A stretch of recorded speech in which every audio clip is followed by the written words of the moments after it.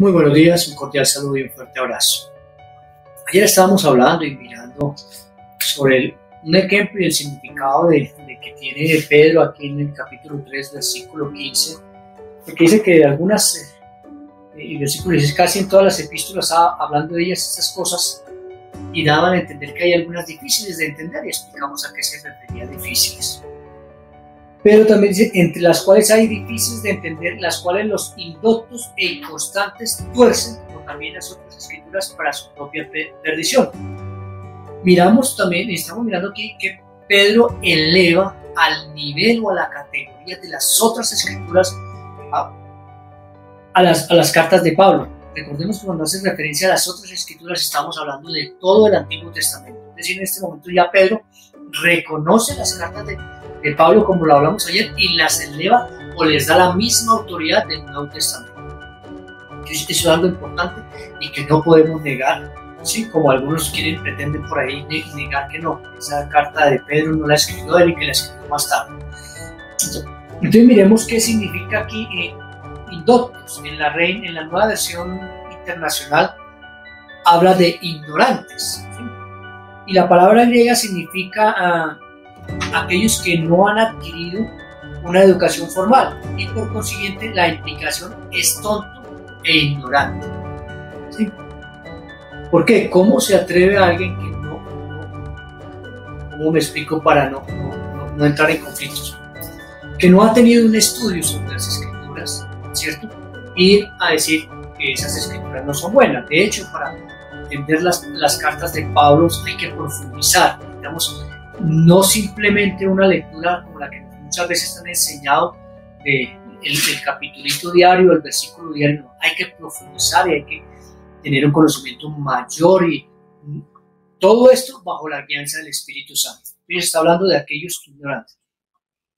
¿A qué se refiere con inconstantes? Se refiere a alguien que tiende a cambiar y a oscilar sus puntos de vista. Yo no sé si usted ha encontrado personas en el Evangelio que hoy piensan en una situación, mañana piensan otra, pasado mañana usted le pregunta sobre lo mismo y vuelve, y cada día le tiene una respuesta distinta. No puede ser lo mismo cuando nosotros vamos en el crecimiento espiritual, y aclaro eso. Una cosa es cuando yo llegué a los caminos del Señor por primera vez, entré a una iglesia cristiana, me empezaron a orientar, si tuve orientación, si no, pues aprendí a manejar la Biblia, o ahí me defiendo, ¿cierto? No puedo estar yo pensando después de 10 años lo mismo que pensaba acá, ¿sí? Porque ha pasado un tiempo y he tenido que prepararme y estudiarme. No me refiero a esa situación, sino que personas que dicen haber estudiado la Biblia, ser líderes, ser conocedores, un día piensan otra cosa y otro día piensan otra cosa. No quiero entrar en polémica, pero voy a decir algo. Por ejemplo, una confrontación que tengo. No, es que el primer día de la semana, o el día número 1, el domingo es el día del Señor. Y otros dicen, no, el sábado es el día del Señor. Pero dentro de unos años estarán los que decían que el domingo era el primer día. No, resulta que sí. Usted tiene la verdad, no, el sábado es el día del Señor. Y muy pronto dirán, no, eso más bien, ¿sabe qué? Como que es el miércoles el día del Señor. Cosas así. Entonces hoy dicen, la salvación se pierde. Mañana dicen, no, resulta que la salvación no se pierde.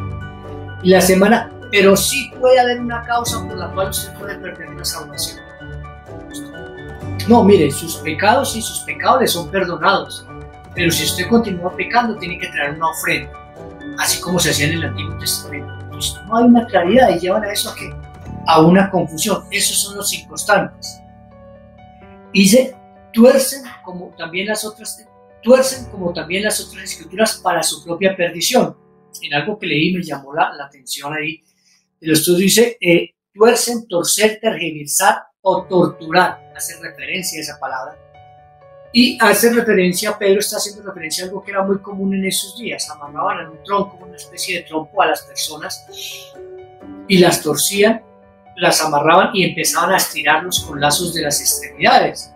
Las películas por ahí presentan eso, a tal punto que les conectaban eso, ¿sí? Los lesionaban, los estiraban, y a medida que les iban estirando eso, ¿qué hacían? Los iban interrogando. ¿Y la tortura era para qué? Para que dijeran lo que el investigador o el torturador quería que dijera, ¿cierto? a fin de que de sacar la información, pero ¿cuál información? No la que él tenía, sino la que ellos querían.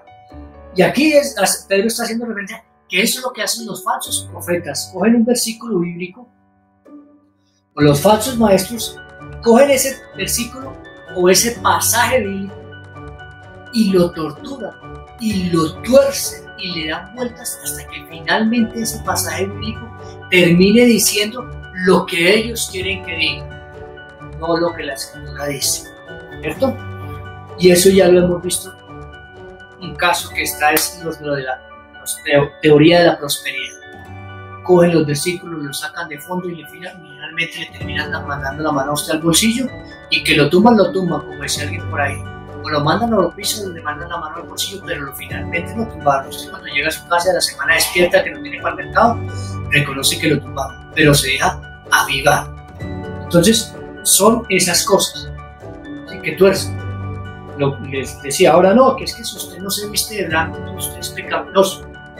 No, las mujeres tienen que vestirse de falda. Si se visten de pantalón, dejan de ser mujeres. La mujer tiene obligatoriamente que llevar el cabello largo. Si lo lleva corto, no es. ¿En qué parte de la Biblia dice eso?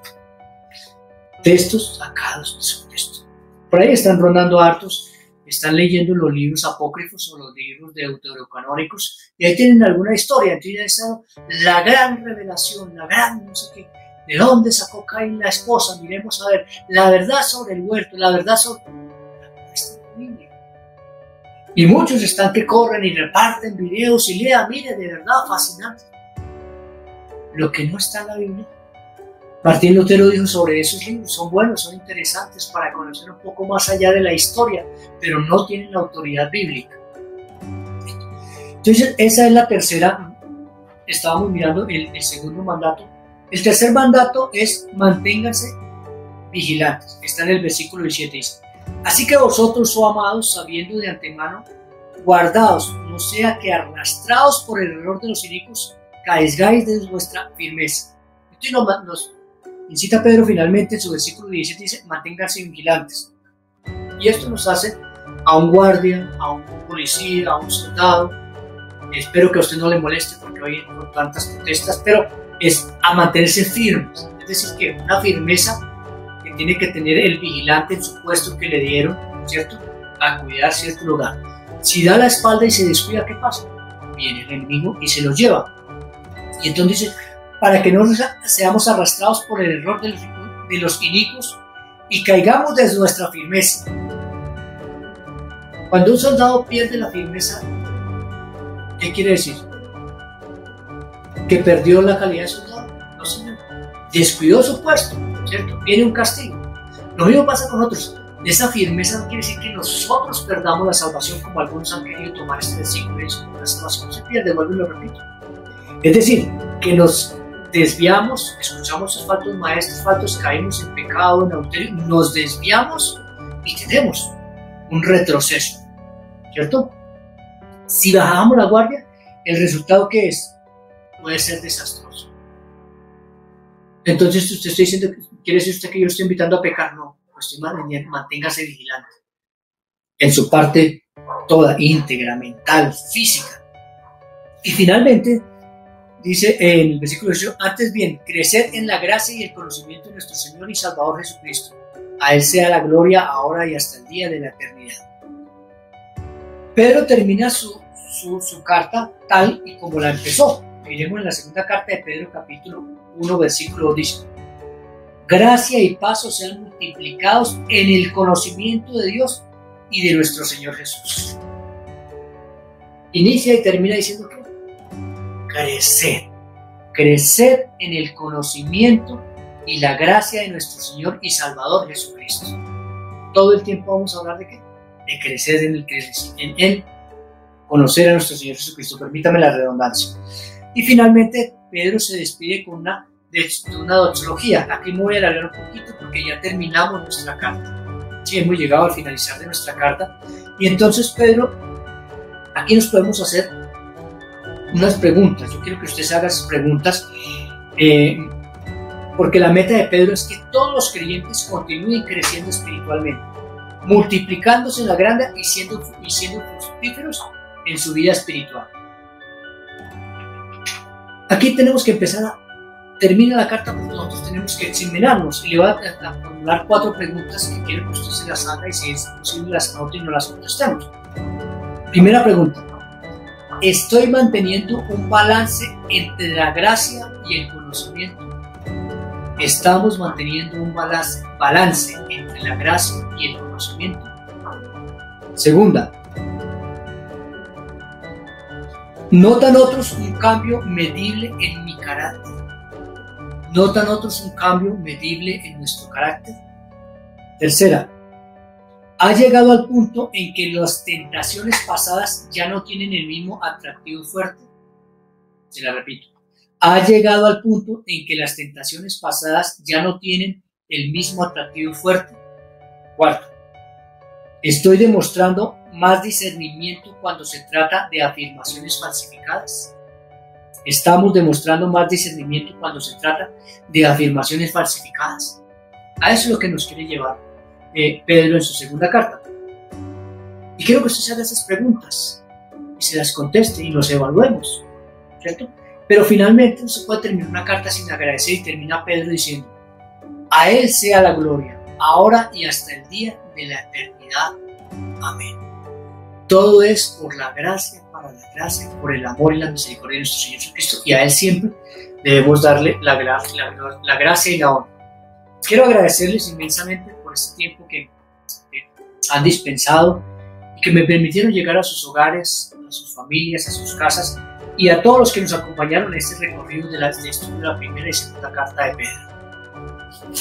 No sin antes darle gracia y decirle nuevamente, porque debemos dar de dónde me valí.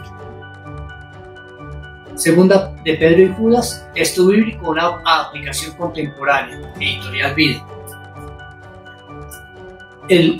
Un comentario de Charles Swindoll, el Nuevo Testamento, Santiago y primera y segunda de Pedro. Y de este comentario de Editorial CLIE, ¿cierto?, de William McDonald, y nuestra Biblia. Si usted quiere profundizar más, si que pueda acceder a estos libros, acceda. No me queda nada más agradecerles y que el Señor continúe grandemente bendiciéndoles y que estas cartas y este estudio haya aportado algo a su vida. Gracias.